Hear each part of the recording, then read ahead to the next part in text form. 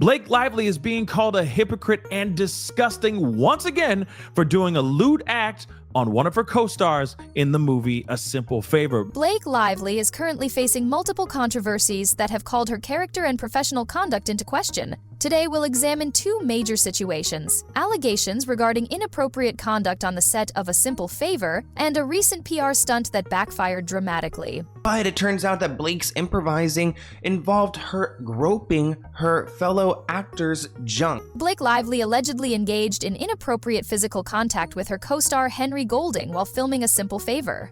According to behind-the-scenes commentary, Lively improvised a scene where she aggressively grabbed Golding's groin area, a choice that reportedly surprised both the crew and Golding himself. Oh, and she really goes at it too, like, almost a little bit painful. Like, oh, woman, what are you doing? But here's the twist. This revelation has sparked significant online criticism, with many viewers calling out the hypocrisy of her actions.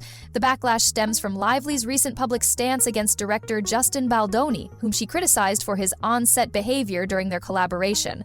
Fans are now questioning how she reconciles condemning Baldoni while defending her own controversial improvisation. Now we're getting some more information revolving around a lewd act that Blake Lively did. She grabbed her co-star, her husband in this movie, A Simple Favor. She grabbed him, down under. Okay. Laylee's representatives have responded to these allegations, stating Blake collaborated and reached an agreement with the director and her co-stars before filming the scene. They emphasize that proper consent was obtained, unlike the situation with Baldoni, where she claims he improvised physical contact without prior notice or consent. And of course, this was a completely improvised scene. Apparently, there was no intimacy coordinator on set to coordinate the intimacy of this particular act or anything like that. But the story doesn't end there. The reps doubled down on framing the A Simple Favor incident as a consensual creative choice, arguing that Baldoni's behavior, which Lively publicly condemned, occurred without similar collaboration. This distinction has further fueled debate, with critics arguing that intent and power dynamics matter, while supporters insist Lively's transparency absolves her of hypocrisy. This whole thing was improvised, and of course, on the set, he allegedly was asked if it was okay to be grabbed in this particular area, and of course, he said yes. Industry insiders suggest that Golding may be deposed as this situation develops, potentially bringing more details to light about what actually occurred on set. But the scene was improvised, and she felt like it was something the character would do. So let me get this straight. In Blake Lively's lawsuit against Justin Baldoni, one of her biggest complaints is that he improvised during a scene, touching her in ways that made her feel uncomfortable and were inappropriate, which, if that's true, then 100% that's an issue. But it's now come out that this scene here in the original Simple Favor, where she grabs Henry Golding very aggressively, was not written in. She improvised it. Now, there's some debate whether she really asked him for permission or not, but I don't understand how she's going to be able to defend all this when they go to court. Blake Lively's representatives have defended her actions in A Simple Favor, asserting that Blake collaborated and reached an agreement with the director and her co-stars before filming the scene. They stress that proper consent was secured, a sharp contrast to her allegations against Justin Baldoni. In her ongoing sexual harassment lawsuit against the director, Lively claims Baldoni, who co-starred in and directed It Ends With Us, improvised kissing scenes without consent. Specifically, the suit details instances where he allegedly bit and sucked on her lower lip across multiple takes without prior discussion or approval. That once again, she is sat here complaining about how Justin Baldoni was doing things that were not coordinated by a intimacy coordinator, that were not discussed or were not okay being done without the consent of her and all that stuff, or without a intimacy coordinator in the room and all that, right? Here's why this matters. The legal battle hinges on the distinction between consensual collaboration and unilateral improvisation. While Lively's team argues her A Simple Favor scene was pre-approved, Baldoni's alleged actions, now central to the lawsuit, are framed as violations of trust and professional boundaries. Critics, however, remain divided. Some argue that power dynamics, Baldoni as director versus tyrant, are so pronounced that wouldn't author David Vladimir literally Lively as a peer in A Simple Favor complicate comparisons, while others insist consent protocols should apply equally, regardless of role. There's been that whole conversation, right? She complains and writes out this huge lawsuit, and of course destroys this man's name, destroys his his legacy, his career, etc. Baldoni's team has countered by releasing raw footage allegedly showing Lively appearing comfortable with the scenes in question. The clips, which have circulated online, purportedly depict her laughing and engaging casually with Baldoni between takes, a stark contrast to her claims of discomfort. We know about all that, right? But what's very interesting about this situation is she's doing exactly what she's alleging Justin Baldoni of doing, except she's doing it 1,000 times worse.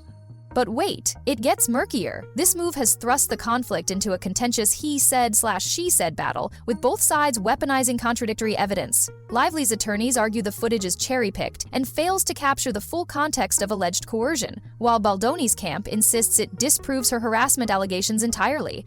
The conflicting narratives have left the public and potentially jurors grappling with whom to believe, as the case now hinges on interpreting off-camo dynamics and intent. She is grabbing the man's junk, okay? She is grabbing full on, okay? His twig and berries, all right? The meat and potatoes, okay? There is nothing that you can avert you can avert your eyes from it for sure, but you can't sit there and go, that ain't her grabbing the man's manhood, okay? Amid the legal firestorm, Blake Lively has made a conspicuous pivot to softer headlines. The actor recently spent a morning working at Family Friend's donut shop in Wilton, Connecticut, and shared the experience on social media. "Never in my life have I tasted anything quite like," she posted, alongside photos of herself serving customers. "I would travel far and wide for these things and maybe even get up at 5 a.m. on a Sunday to work there." Now, if you haven't seen, Blake Lively was caught working at a Family Friend's donut shop this past weekend. Even posting this saying, "Baking with genius food friends and their kitchen mixer the size of a car. This is what my happy place looks like." And now it's all over social media, and people are calling this a PR stunt to make her look better and more personable. Well, these are actually videos that I'll show you here in just a second, but she said, "Never in my life have I tasted anything quite like," and then tagged the company. "I would travel far and wide for these things and maybe even get up at 5 a.m. on a Sunday to work there," letting us know that she so graciously woke up at 5 a.m. to go work there. But critics aren't biting. While the move appears lighthearted, online discourse has speculated that it's a calculated PR effort to offset negative press tied to her lawsuit and the "a simple favor" controversy. Detractors argue the timing, sandwiched between Baldoni's leaked footage and her legal team's rebuttals, feels strategically convenient. Supporters, however, praise her for showcasing small businesses and maintaining a relatable persona. Either way, the stunt underscores how intensely her every move is being scrutinized as the courtroom drama unfolds. Which honestly, I don't support that behavior. I don't ever go and I just don't go and leave reviews in general, good or bad. But Blake Lively is known for her luscious mane, which she has an entire hairline for. And I think that's one of the biggest problems here is that her hair was all over this food, and nobody wants a little hair in their food. Nasty. Blake Lively's donut shop escapade, initially framed as a wholesome PR diversion, quickly spiraled into controversy. After promoting her stint at the Wilton, Connecticut bakery on social media, viewers swiftly flagged a glaring issue. Lively was photographed handling food with her long hair completely down and unsecured, violating basic food safety protocols. Look at that headline. The donut shop that Blake did her little PR stunt at is under investigation by the Wilton Health Department. But the backlash was swift. The Wilton Health Department confirmed it received multiple complaints about the establishment following Lively's post and has since launched an investigation. Critics lambasted the actor for prioritizing aesthetic charm over hygiene standards, with one viral tweet quipping, "Hairnets exist for a reason, even for A-listers." The incident not only undermined her attempt at positive press, but also fueled accusations of tone deafness amid her ongoing legal battle with Baldoni. For now, the donut debacle serves as another layer of scrutiny in a saga where even her lighthearted moves face merciless public dissection. It literally makes me gag thinking about this. Podcaster Zach Peter on No Filter said, quote, "Why is her hair pulled back? First thing I thought was, ew, donuts with hair." Podcaster Zach Peter commented on the situation, "Why isn't her hair pulled back? First thing I thought was, ew, donuts with hair." The establishment's Yelp page was subsequently flooded with negative reviews, forcing Yelp to temporarily disable the review section. I was just like, this is a weird PR attempt. A lot of you commented about her hair dripping over the donuts, touching the donuts, and how gross it was. Well. It seems the Wilton Department of Health has been involved now. A lot of complaints were lodged. A source close to Lively claims these complaints are part of a retaliation campaign from people who have never been there and don't even live in Connecticut, calling it a new low to target a small family-owned business. What's striking, however, is how Lively's team has repeatedly invoked the Baldoni lawsuit when addressing these separate controversies. In responses to both the Henry Golding and donut shop scandals, her representatives pivoted discussions back to her allegations against Baldoni, framing criticism as part of a broader pattern of misrepresentation against her. Here's the playbook. By conflating the Golding improv, which they claim was consensual, with Baldoni's alleged misconduct, which they call non-consensual, Lively's camp appears to position her as a victim of systemic unfair scrutiny, even as critics accuse her of deflecting accountability. The strategy risks muddying public perception, blending legitimate debates about onset consent with self-inflicted PR blunders like the hygiene violation.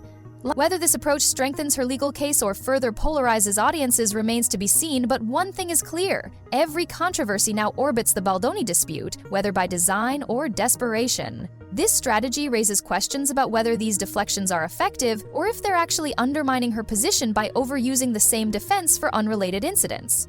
As these controversies continue to unfold, we'll be closely monitoring developments in both the legal case against Baldoni and any potential repercussions for the donut shop. The intersection of celebrity behavior, professional ethics, and public health regulations makes this a particularly complex story worth following.